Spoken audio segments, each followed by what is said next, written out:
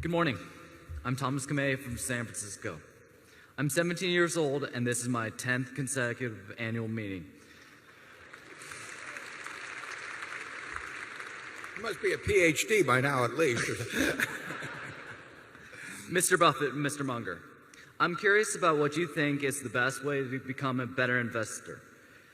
Should I get an MBA? Get more war experience? Read more Charlie Munger almanacs? Or merely is it genetic and out of my hands? Well, I think you should read everything you can. I can tell you in my own case, I think by the time I was, well, I know by the time I was 10, I'd read every book in the Omaha Public Library that had anything to do with investing, and many of them I'd read twice. So I don't think there's anything like reading, and not just as limited to investing at all, but you just got to fill up your mind with various competing thoughts and sort them out as to what really makes sense over time. And then once you've done a lot of that, I think you have to jump in the water, because investing on paper and doing, and investing with real money, is like the difference between reading a romance novel and doing something else. So there is nothing like actually having a little experience in investing, and you soon find out whether you like it. If you like it, if it turns you on, you're probably going to do well on it. And the earlier you start, the better in terms of reading. But I read a book at age 19 that formed my framework for thinking about investments ever since. I mean, what I am doing today at 76 is running things through the same thought pattern that I got from a book I read when I was 19. And I read all the other books too, but you have to read a lot of them to know which ones really do jump out at you and which ideas jump out at you over time. So I would say that read, and then on a small scale, in a way that can't hurt you financially, do some of it yourself. Charlie? Well, Sandy Gottesman, who is a Berkshire director, runs a large and successful investment operation. And you can tell what he thinks causes people to learn to be good investors by noticing his employment practices. When a young man comes to Sandy, he asks a very simple question, no matter how young the man is. He says, "What do you own and why do you own it?" And if you haven't been interested enough in the subject to have that involvement already, why, he'd rather you go somewhere else. Yeah. It's that whole idea that you own a business, is vital to the investment process. I mean, if you were going to buy a farm, you'd say, I'm buying this 160-acre farm because I expect that the farm will produce 120 bushels an acre of corn, or 45 bushels an acre of soybeans, and I can buy the fertilizer. You go through the whole process. It'd be a quantitative decision, and it would be based on pretty solid stuff. It would not be based on what you saw on television that day. It would not be based on what your neighbor said to you or anything of the sort. It's the same thing with stocks. I used to always recommend to my students that they take a yellow pad like this, and if they're buying 100 shares of General Motors at 30, and General Motors has whatever it has out, 600 million shares or a little less, that they say, I'm going to buy the General Motors company for $18 billion, and here's why. And if they can't write a good essay on that subject, they've got no business buying 100 shares or 10 shares or 1 share at $30 per share, because they are not subjecting it to business tests. And to get in the habit of thinking that way, Sandy would have followed it up with the questions based on how you answered the first two questions that made you defend exactly why you thought that business was cheap at the price at which you were buying it. And any other answer, you'd flunk. Number 11. Naked shorting, I think, is the question. I don't know exactly. I've never been in a position where I've asked a broker from whom I bought stock to give me the certificate and had them decline it for any period of time. I would think that you might have some action against them. But I do not see the problem at all with with people shorting stocks. I mean, I would welcome people shorting Berkshire Hathaway. I mean, if you own stock and they need to borrow from you, you can get some extra income from your stock. And the one sure buyer of your stock eventually is somebody who shorted it. I mean, that guy's going to buy it someday. And I have no problem with shorts. If there's some kind of a game that's played, and I've read about it, I've never seen it happen to anything that we've owned. Like I say, if anybody wants to naked short Berkshire Hathaway, they can do it till the cows come home, and we'll be happy to. And we'll have a special meeting for them. And I would say this: the shorts generally have the tougher time of it in this world. I mean, there are more people bulling stocks for phony reasons than there are bearing stocks for phony reasons. So I do not see shorts as any great threat to the world. If enough people shorted Berkshire stock, they would have to borrow it, and they would pay you to borrow your stock, and that's found money. We did that on USG. When USG got hammered after they went into bankruptcy, or maybe just before, one large brokerage firm came to us and they wanted us to lend them millions of shares, and they paid us a lot of money. And we happily lent them the stock. We wish they'd borrowed more. In fact, we insisted that they borrowed for a given length of time just so that we could collect a large premium. And I don't know how many, I'd have to look it up, but I don't know whether it's in the hundred thousands or maybe low millions, but we were better off. And they didn't do too well shorting USG at $4 a share either, but it was immaterial to us.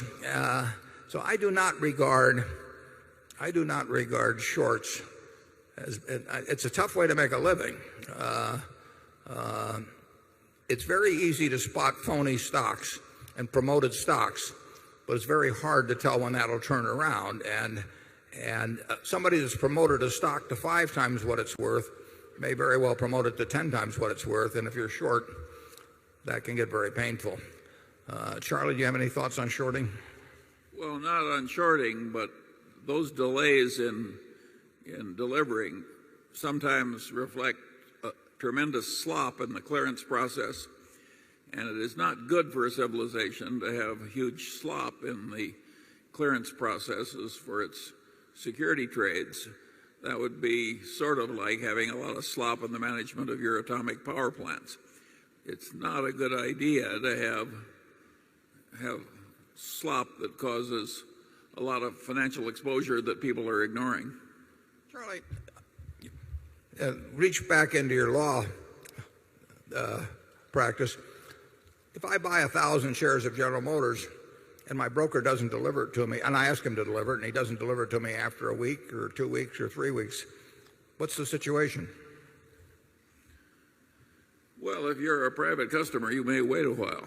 And a lot of the other trades, clearance systems do cause people to put up collateral and so on. But a lot of, take derivative trading, there's a lot of slop in derivative trading. And the clearance problem would be awful if a lot of people wanted to do something at once. But if I demand delivery after 3 weeks, can I walk into court and say I want my stock? I've given you the money? I don't think there's any court that can hand you your stock certificate just because you want it.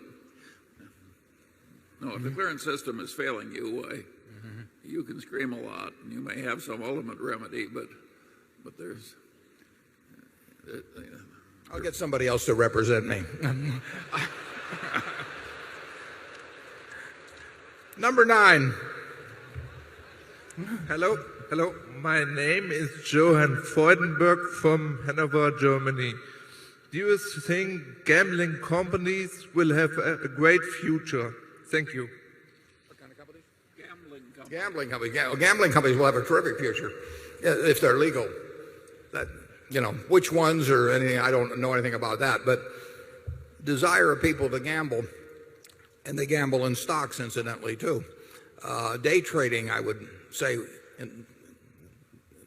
very often came very close to gambling as defined. But people like to gamble. I mean, if the Super Bowl is on, or even, well, better yet, if a terribly boring football game is on, but you don't have anything to do, and you're sitting there with somebody else, you're probably going to enjoy the game more if you bet a few bucks on it one way or the other. As you know, I mean, we insure hurricanes, so I watch the Weather Channel, but it can be exciting. But people, the human propensity to gamble is huge. Now, when it was legalized only pretty much in Nevada, you had to go to some distance or break some laws to do any serious gambling. But as the states learned to, what a great source of revenue it was, they gradually made it easier and easier and easier for people to gamble. And believe me, the easier it's made, the more people will gamble. I mean, when I was, my children are here, and 40 years ago, I bought a slot machine and I put it up on our third floor. And I could give my kids any allowance they wanted as long as it was in dimes. I mean, I had it all back by nightfall. I thought it would be a good lesson for them. And now, they weren't going to Las Vegas to do it, but believe me, when it was on the third floor, they could find it, and my payout ratio was terrible too, but that's the kind of father I was. But gambling, people are always going to want to do it. And for that reason, I particularly think that access, in terms of friendly gambling or anything like that, I'm not a prude about it. But I do think that, to quite an extent, gambling is a tax on ignorance. I mean, if you want to tax the ignorant, people who will do things with the odds against them, you just put it in, and guys like me don't have to pay taxes. And I really don't. I find it kind of socially revolting when a government preys on the weaknesses of its citizenry rather than acts to serve them. And believe me, when a government sticks, when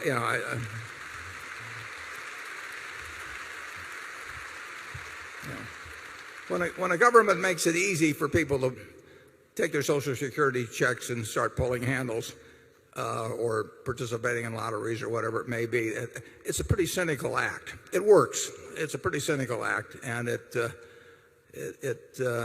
relieves taxes on those who don't fall for those, and or who aren't dreaming about having a car instead of actually having a car, or dreaming about a color TV instead of having one. So it's not government at its best, and I think other things flow from that over time too. Charlie? Yeah, I would argue that the gambling casinos use clever psychological tricks to cause people to hurt themselves. There is undoubtedly a lot of harmless amusement in the casinos, but there's also a lot of grievous injury that is deliberately caused by the casinos. It's a dirty business, and I don't think you'll find a casino soon in Berkshire Hathaway.